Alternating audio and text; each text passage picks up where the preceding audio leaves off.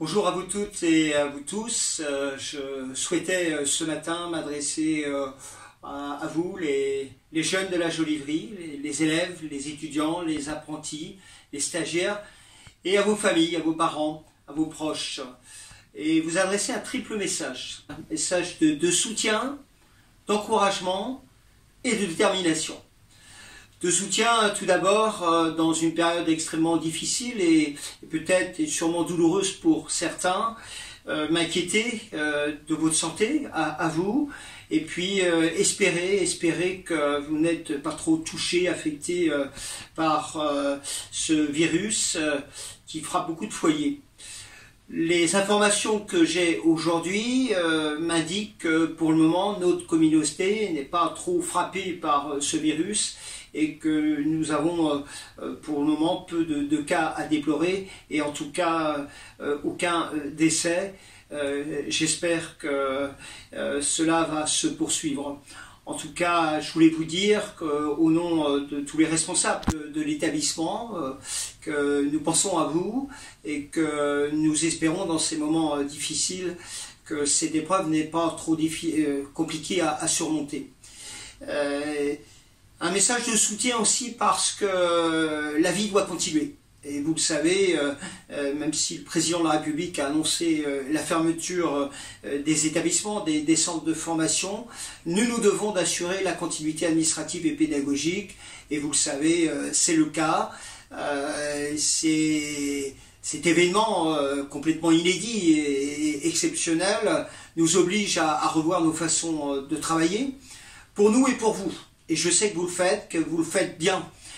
Mais j'aurais remercié vos enseignants, vos formateurs, les équipes de direction qui s'emploient à tout mettre en œuvre pour assurer un enseignement et une formation de manière différente. J'aurais remercié aussi les personnels parce qu'un établissement fonctionne aussi avec des services support administratifs, services d'entretien, de ménage, de services d'information informatique.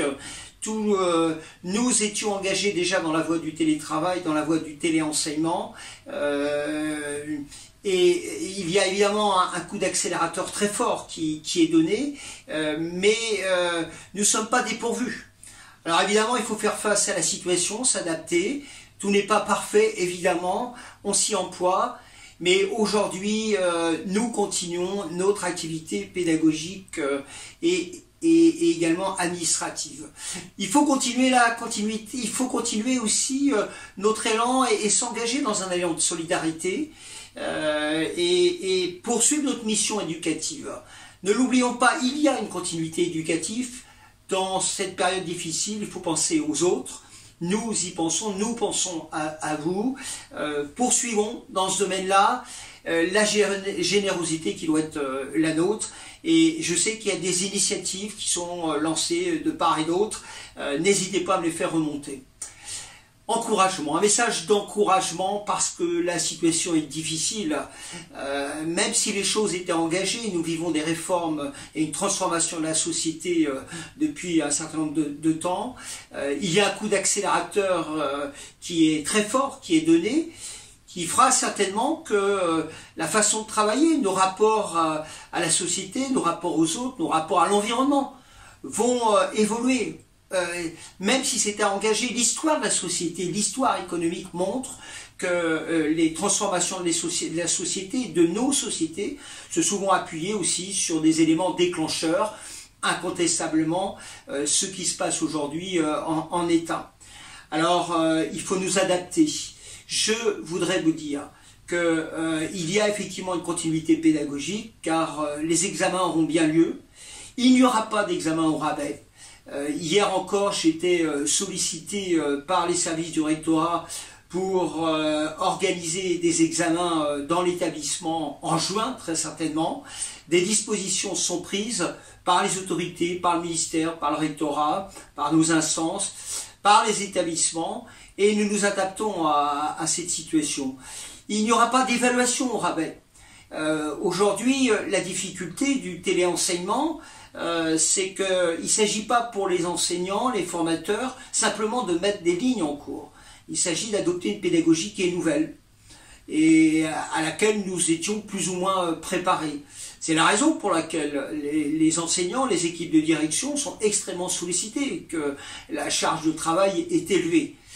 Parce que les examens vont se dérouler d'une façon différente, parce que l'admission en études supérieures, l'admission dans une classe supérieure se fera de façon différente.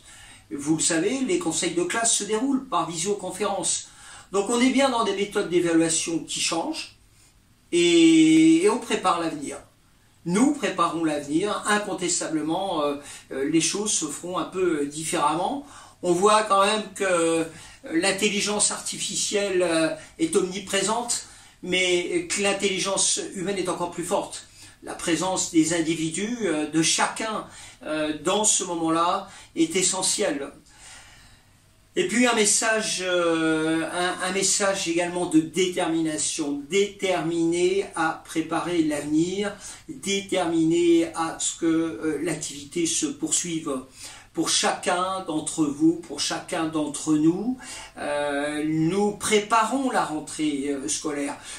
On ne sait pas trop à quel moment on va reprendre. Visiblement, cette période de confinement pourrait se poursuivre jusqu'à fin avril, et avec une reprise d'activité très certainement début mai. Mais nous y sommes dans cette reprise. Je vous le dis, je vous l'affirme, toutes les équipes de direction, les personnels, les professeurs, les formateurs préparent cet avenir, et nous préparons la rentrée. Les changements que je vous avais annoncés au niveau de la Joliverie, alors certainement qu'il faudra peut-être les faire un petit peu, les engager un peu différemment, nous ne savons pas encore. La situation économique, sociale sera certainement compliquée au retour de cette période de confinement. Dans cette période aussi, je veux aussi vous réaffirmer l'attention que nous porterons à la situation de chacun.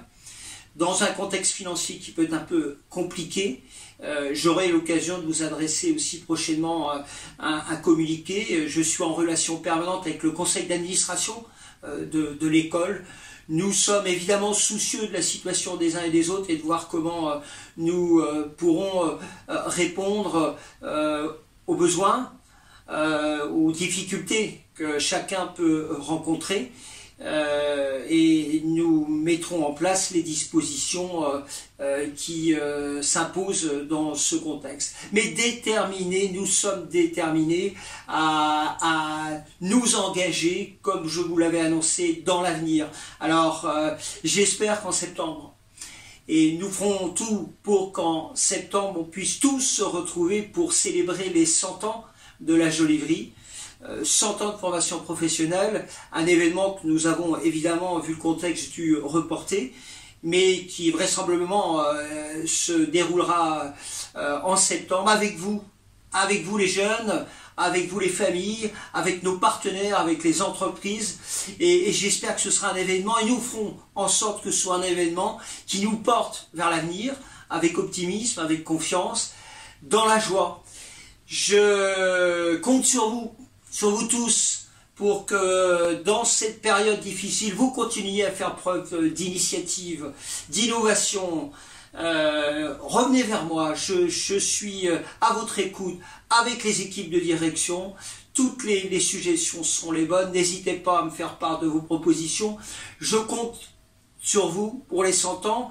Et puis pour terminer, alors un message un peu personnel justement à l'un d'entre vous qui m'avait sollicité en début d'année, Victor, qui est en BTS commerce, qui m'avait dit Monsieur Vizet, Monsieur le directeur, eh bien moi j'aimerais bien au cours des 100 ans participer aux événements et puis chanter. Alors Victor, je compte sur toi. Je compte sur toi pour effectivement chanter un hymne joyeux qui nous emporte tous vers l'avenir avec détermination, confiance et vers la réussite. Bon courage à vous tous, nous sommes là, vous pouvez compter sur nous, vous pouvez compter sur moi, il y aura forcément des jours meilleurs et c'est ensemble qu'on va les construire. À bientôt. Et à la veille de ce week-end, prenez le temps du week-end aussi pour décompresser. même dans une période de confinement, mais aussi pour vous reposer, pour partager et souffler. À bientôt, au revoir.